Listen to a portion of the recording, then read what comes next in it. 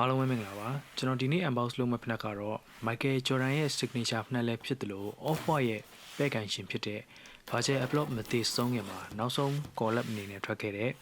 Air Jordan 2 လို့ Off-White Varsity ပဲဖြစ်ပါတယ်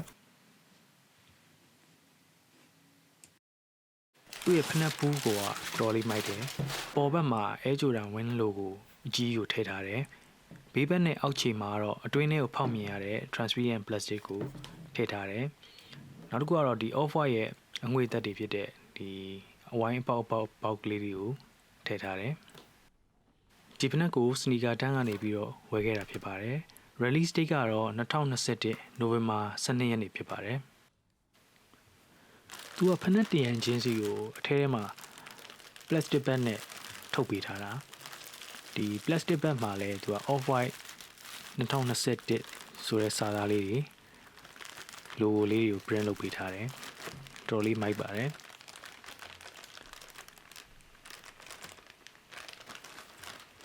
အတွင်းထဲက wrapping paper တစ်ထပ်ပြီးတော့ပတ်ထားသေးတယ်ဖနက်ကိုအဲဒီ wrapping paper မှာကတော့ဒီ German logo ထည့်ထားပေးတယ်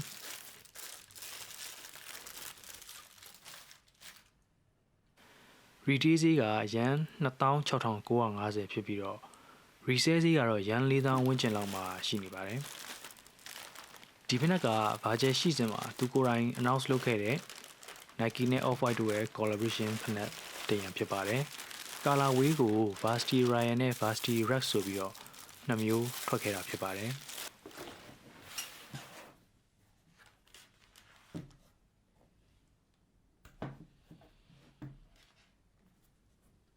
ပထမဆုံးအနေနဲ့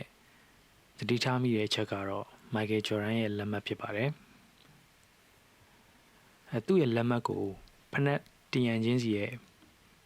ဘယ်ညာပေါ့နော်ဘယ်ညာမှာထည့်ထားတယ်ဒီဘက်ကတော့ Off-White for Nike ဘာညာပေါ့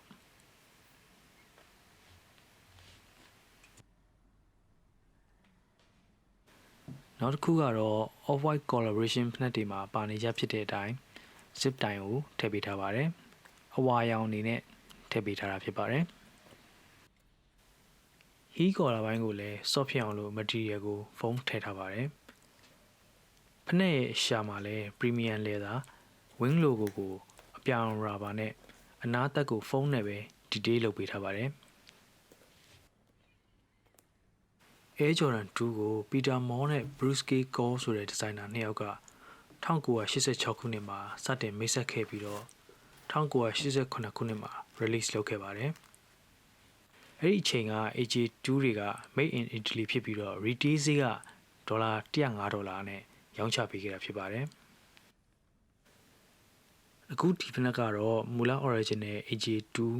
ဖနက်ကို 3D scan လုပ်ပြီးတော့ဒီနှစ်တေကြာလို့ကွဲအပ်နေတဲ့ဖနက်ရဲ့စိုးပုံစံကိုဒီဇိုင်းယူပြီးတော့ထုတ်ထားတာဖြစ်တဲ့အတွက်1986-89အဲ့ဒီခုနှစ်တေစီကVantage ဆန်ဆန် OG ငွေသက်ကိုပါခံစားမှာဖြစ်ပါတယ်။ Lace အနေနဲ့အယောင်3ယောင်ပါပြီးတော့အနက်ရယ်အနီးရယ်အပြာရယ်ဖြစ်ပါတယ်။ဒီ lace ရဲ့ထိပ်ပိုင်းလေးတွေမှာ shoe lace ဆိုတဲ့စာသားလေးတွေကိုလည်းထည့်ပေးထားပါတယ်။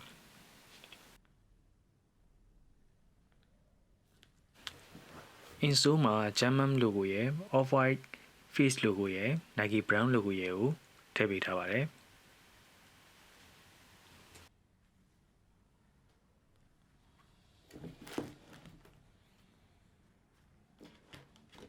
material ဘိုင်းကတော့ AJ2 ကိုစထုတ်တဲ့ရည်ရွယ်ချက်ကိုက sport ခုတဲ့အတွက်မဟုတ်ပဲ luxury sneaker တရံဖြစ်ပါရည်ရွယ်ခဲ့တာဖြစ်တဲ့အတွက်သူ့မှာသုံးထားတဲ့ material တွေ detail တွေကဘာမှပြောစရာမလိုတော့အောင်ကိုကောင်းမိတာဖြစ်ပါတယ်။ Okay အားလုံးကိုကျေးဇူးတင်ပါတယ်။